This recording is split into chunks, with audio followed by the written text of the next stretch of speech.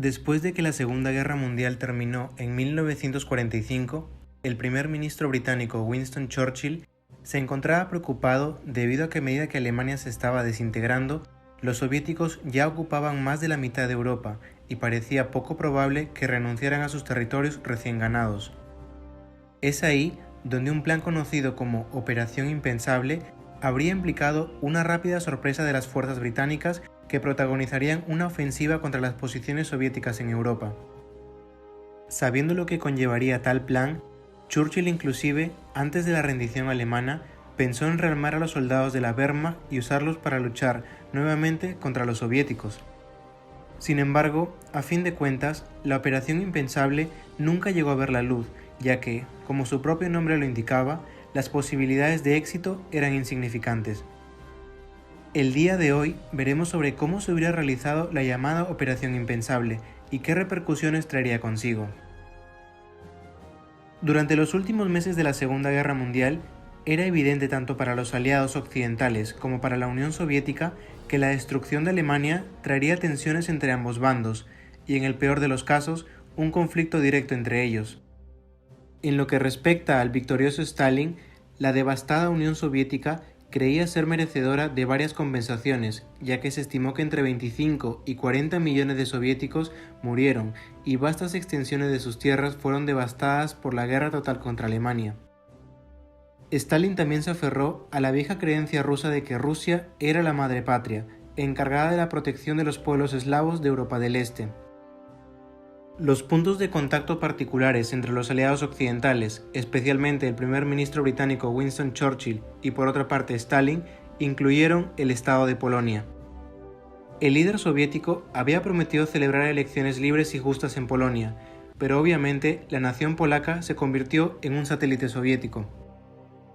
Luego de la rendición incondicional de Alemania el 8 de mayo de 1945, el Ejército Rojo ocupó Europa del Este, extendiéndose desde el este de Alemania en el norte al centro de Austria en el sur. Sin embargo, en abril de 1945, y preocupado por los planes futuros de Stalin, Churchill se acercó al Comité Conjunto de Jefes de Estado Mayor y les ordenó que prepararan un plan para el uso de la fuerza militar para poner a Stalin un límite. Se dijo que el objetivo general o político era imponer a la URSS la voluntad de los Estados Unidos y el Imperio Británico. El objetivo optimista de la Operación Impensable imaginó un rápido éxito militar, utilizando tropas del Imperio Británico, estadounidenses, polacas y, como dije al principio, inclusive alemanas. Todo ello trataría de obligar a la capitulación de Stalin ante las demandas políticas, principalmente el final de su ocupación de Europa del Este. Pero la preparación necesaria para el ataque, incluidas las concentraciones de tropas, la reparación y construcción de redes de comunicación, pistas de aterrizaje, así como otros factores, habrían sido inmediatamente obvios para cualquier espía soviético en la zona. Una guerra contra la Unión Soviética, meses antes de que se lanzara la primera bomba atómica sobre Japón, fue un resultado que nadie quería. Las fuerzas aliadas tenían casi 4 millones de hombres en Europa cuando Alemania se rindió, la mayoría de los cuales eran estadounidenses que pronto serían transferidos al Pacífico. El Ejército Rojo tenía por su parte casi 11 millones de hombres y quizás 20.000 tanques y cañones autopropulsados.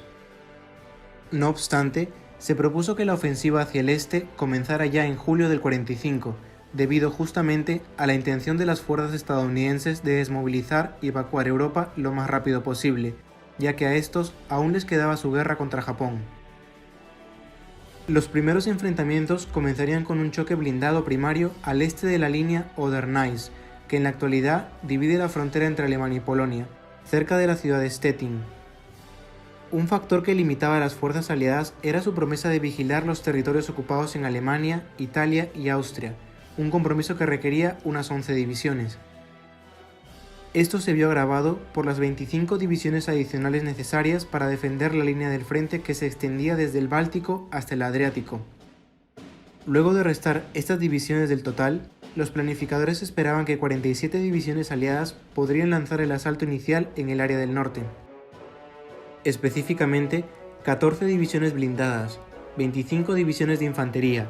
5 divisiones aerotransportadas y 3 divisiones equivalentes adicionales, que se especificarán más adelante, encabezarían la ofensiva contra los soviéticos. Oponiéndose a ellos estaría el poderoso Ejército Rojo, ya endurecido por la batalla, que se proyectó que podría reunir el equivalente de 140 divisiones de infantería aliadas,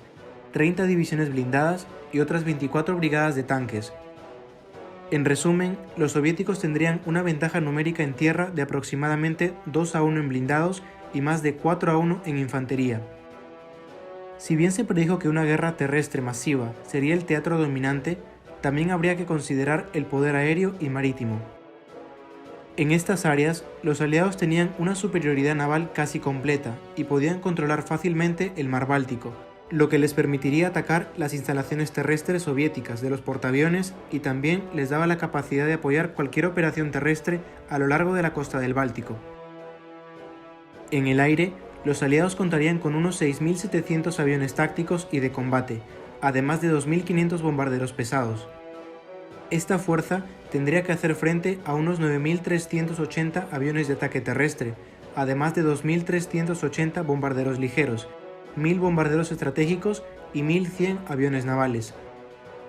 Si bien la fuerza aérea del Ejército Rojo era masiva, tenía debilidades que los aliados predijeron que la volverían inútil para una guerra prolongada, ya que el uso de recursos se centrarían en abastecer al ejército, además de que el sistema de radar de los aliados era superior al de los soviéticos.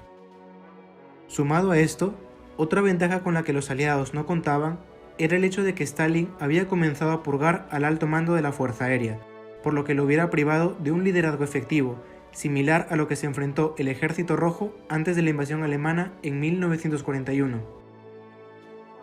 Si los resultados del ataque sorpresa inicial masivo fueran favorables para las fuerzas aliadas, su siguiente objetivo sería estabilizar la línea del frente, que partía desde la ciudad de Danzig hasta Breslau, unos 386 kilómetros. Los planificadores creían que si esto se lograba para el otoño de 1945, podría ser suficiente para llevar a Stalin al límite. Si el líder soviético no cambiaba su opinión sobre el destino de Europa del Este, los aliados se enfrentarían al dilema si retirarse o seguir empujando al este de Polonia, inclusive pisar territorio soviético, un acto que provocaría la guerra total, una tercera guerra mundial en toda regla. En este escenario de pesadilla, tendría que ocurrir una movilización masiva de fuerzas de Estados Unidos, además de las fuerzas extraídas de la Alemania recientemente derrotada y los otros aliados occidentales. Para lograr la victoria, los aliados tendrían que tomar las grandes áreas metropolitanas de la Unión Soviética y acercarse lo más posible a Moscú, tomando las fábricas principales de armamento y municiones. Además, sería necesaria una derrota simultánea y absoluta de las fuerzas soviéticas en el campo de batalla, un factor muy desfavorable para los aliados, ya que en lugar de la guerra aérea y naval relativamente sin sangre que los angloamericanos preferían, habrían quedado atrapados en una guerra terrestre contra el poder terrestre más poderoso del mundo, en las vastas y frías llanuras y pantanos de Europa del Este. Cualquiera de estos objetivos era tan increíblemente inverosímil debido a que incluso si los soviéticos no pudieran bloquear el avance inicial de los aliados, el Ejército Rojo podría retirarse fácil y rápidamente a través de Europa del Este hasta su tierra natal y consolidar posiciones de defensa sin sufrir una gran derrota o cerco de tropas. Del mismo modo que le sucedió a Napoleón y recientemente en esos tiempos a Hitler, los planificadores tendrían que responder la siguiente pregunta: ¿cómo hacer que Rusia se rinda si ésta no quiere?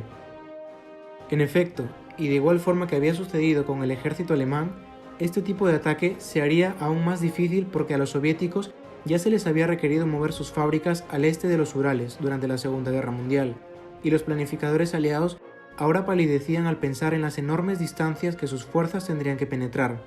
un hecho que se agravaba con el pésimo estado de las carreteras soviéticas a causa de la guerra reciente.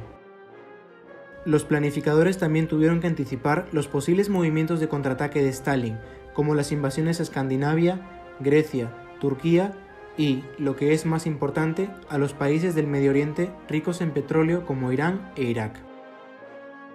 En síntesis, la operación impensable era una combinación de una exagerada fatiga operativa y de la factibilidad operativa, sumado a la falta general de apoyo público que finalmente hicieron que este plan fuera considerado obsoleto.